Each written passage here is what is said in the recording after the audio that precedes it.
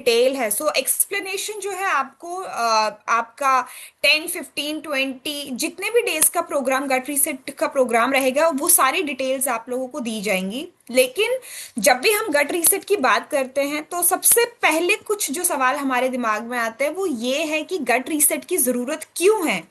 गट reset अगर हम करते हैं तो उससे क्या फायदे रहते हैं, और हम जब भी अपनी बॉडी के ऊपर काम करना चाहते हैं तो हमेशा गट रीसेट को ही पहला पायदान क्यों समझा जाता है।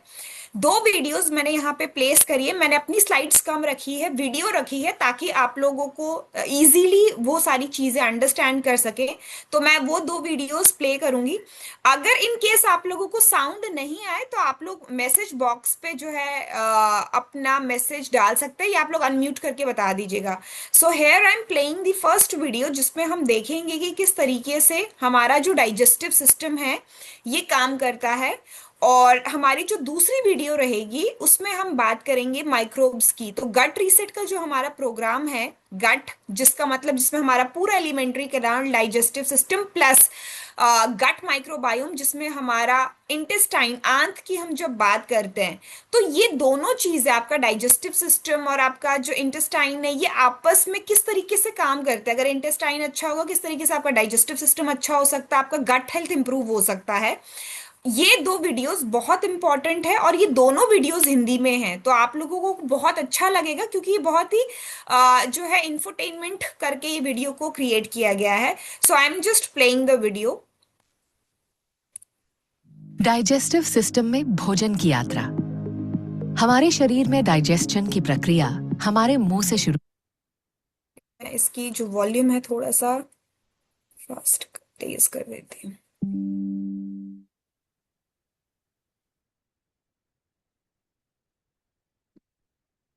डाइजेस्टिव सिस्टम में भोजन की यात्रा। हमारे शरीर में डाइजेशन की प्रक्रिया हमारे मुंह से शुरू होती है और एनस पर खत्म होती है। पाचन प्रक्रिया में भोजन पूरी तरह से टूट जाता है ताकि सभी न्यूट्रिएंट्स हमारे रक्त में मिल सकें और बचे हुए बेकार पदार्थ शरीर से बाहर निकल जाएं। जैसे ही भोजन हमारे मुंह में जाता है, डाइजेशन प्रक्रिया शुरू हो जाती है। हमारे दांत भोजन को चबाने, टुकड़े टुकड़े करने और पीसने में मदद करते हैं। मुंह में भोजन लार के साथ मिल जाता है और फिर हमारी जीभ भोजन को मुंह के अंदर धकेल देती है। लार एक तरल पदार्थ है जो हमारे मुंह और गालों में मौजूद ग्लैंड से निकलता है। इसमें मौजूद एंजाइम भोजन को गीला करने, छोटे टुकड़ों में तोड़ने और भोजन को पेस्ट की तरह नरम और मुलायम बनाने में मदद करते हैं। हमारी जीभ मजबूत मांसपेशियों से बनी होती है जो भोजन को मुंह के पिछले हिस्से में ले जाकर उसे इसोफेगस तक पहुंचाती है। इस प्रक्रिया को निगलना कहा जाता है। इसोफेगस एक लंबी नली जैसा अंग है जो भोजन को मुंह से पेट तक पहुंचाता है। इसोफेगस हमारी गर्दन से लेकर पेट तक होती है और मनुष्यों में लगभग 25 सेंटीमीटर लंबी होती है। इसे गलेट या फूड पाइप के नाम से भी जाना जाता है। इसोफेगस में मजबूत मांसपेशियां होती हैं जो भोजन को दबाकर पेट तक पहुंचाती हैं। पेट के पास इसमें एक मस्कुलर वाल्व होता है जो भोजन को वापस मुंह में प्रवेश करने से रोकता है। हमारा पेट जे आकार का होता है। ये मजबूत मांसपेशियों से बना होता है जो भोजन को इकट्ठा करने के लिए खींचने की क्षमता रखता है। पेट एक ब्लेंडर की तरह है। इसकी सिकड़ी हुई मांसपेशियां निगले हुए भोजन को मथती हैं। पेट एसिडिक फ्लूइड्स या डाइजेस्टिव जूसेस सिक्रीट करता है जो भोजन को तोड़ने में मदद करता है।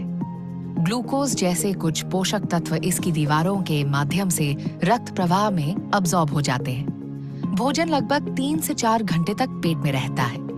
इसके बाद भोजन छोटी इंटेस्टाइन में प्रवेश करता है जो कि लगभग 7 मीटर लंबी होती है। यहाँ अन्य डाइजेस्टिव जूसेस भोजन को और तोड़ते हैं और इसे घुलनशील बनाते हैं, जिससे पोषक तत्व इंटेस्टाइन की दीवार के माध्यम से आसानी से अब्सॉर्ब हो जाते हैं। फिर ये न्यूट्रिएंट्स रक्त प्रवाह में मिल जाते हैं। छोटे इंटेस्टाइन से भोजन के बचे हुए बेकार पदार्थ फिर बड़े इंटेस्टाइन में प्रवेश करते हैं। ये लगभग 1.5 मीटर लंबी एक चौड़ी नली होती है जो छोटे इंटेस्टाइन को घेरे रहती है। यहाँ भोजन के बचे हुए बेकार पदार्थ से अतिरिक्त पानी और नमक अब्सॉर्ब हो जाते हैं। बड़े इंटेस्टाइन की दीवारों से म्यूकस निकलता है, जिसके कारण बड़े इंटेस्टिन की सतह बहुत चिकनी हो जाती है। फिर भोजन का बचा हुआ भाग जो पच नहीं पाता है, जैसे कि फाइबर आदि, जिसे मल कहा जाता है, बड़े इंटेस्टिन के अंत में एनस की ओर आसानी से जा पाता है। अंततः मल एनस के माध्यम से शरीर से बाहर निकल जाता है।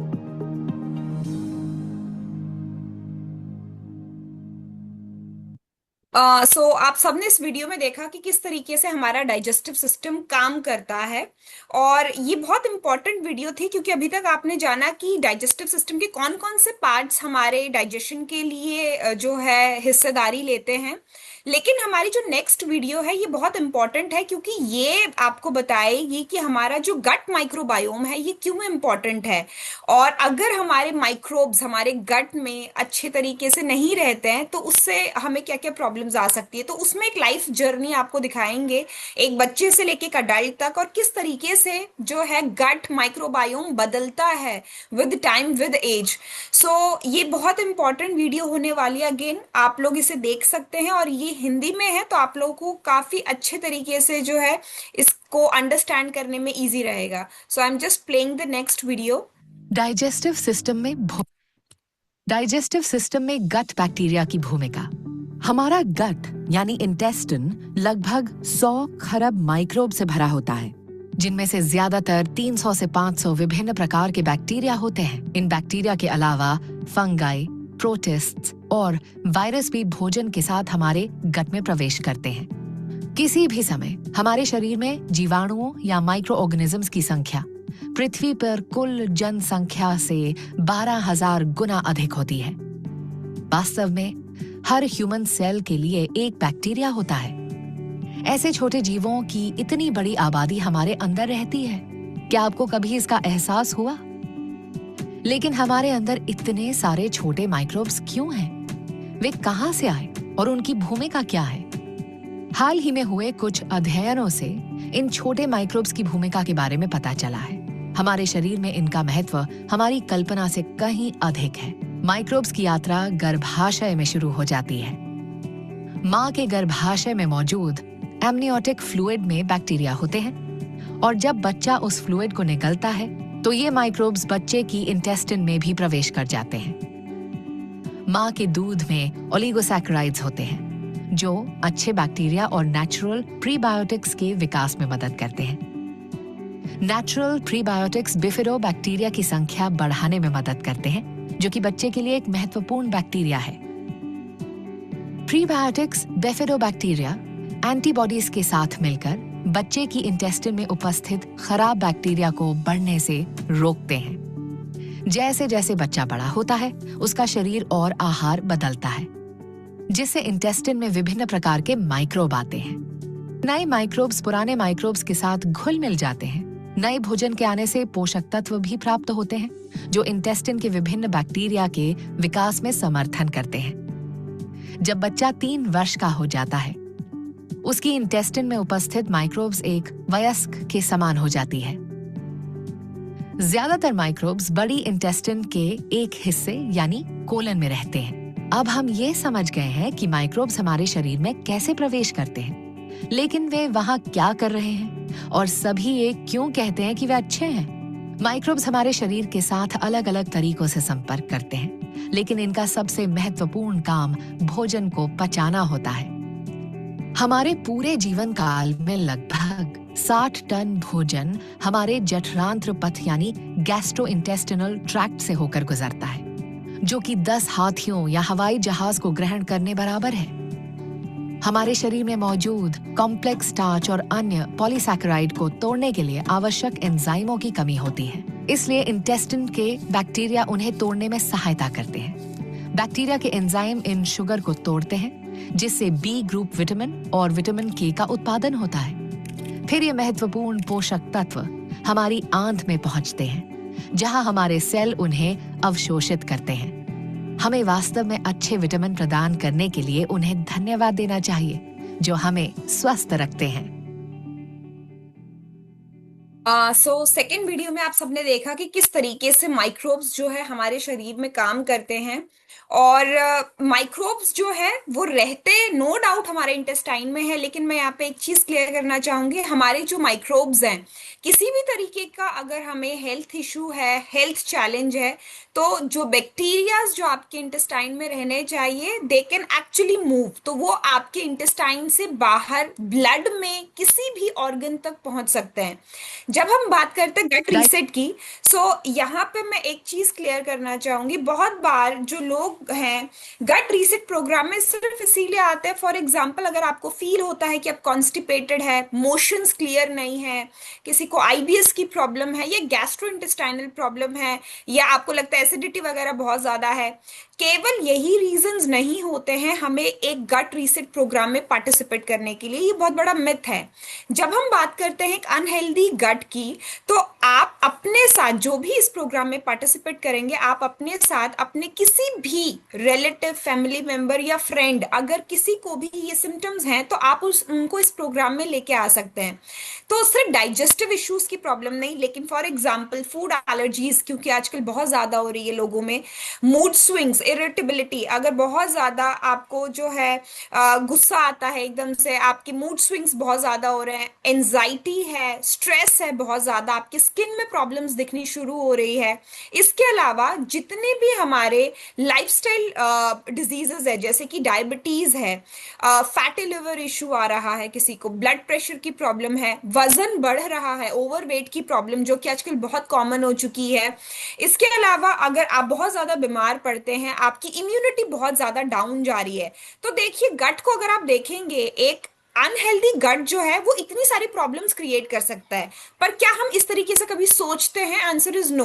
तो हम इसे केवल सिर्फ डाइजेस्टिव ट्रैक्ट तक ही लिमिटेड ना रखें। अगर इनमें से कोई भी इश्यूज आपको दिखते हैं, इवन अगर आपको लगता है कि जैसे फॉर एग्जांपल मैंने फैटी लिवर का बताया लेकिन इसमें नहीं है, बट वो हमारा पहला पायदान हो सकता है, गट हेल्थ हमारा पहला पायदान हो सकता है, क्योंकि ये स्टार्टिंग फेज रहता है जहां पे आप अपनी 70 to 80% जो प्रॉब्लम्स है उसको स्टार्टिंग फेज में ही कम कर सकते हैं।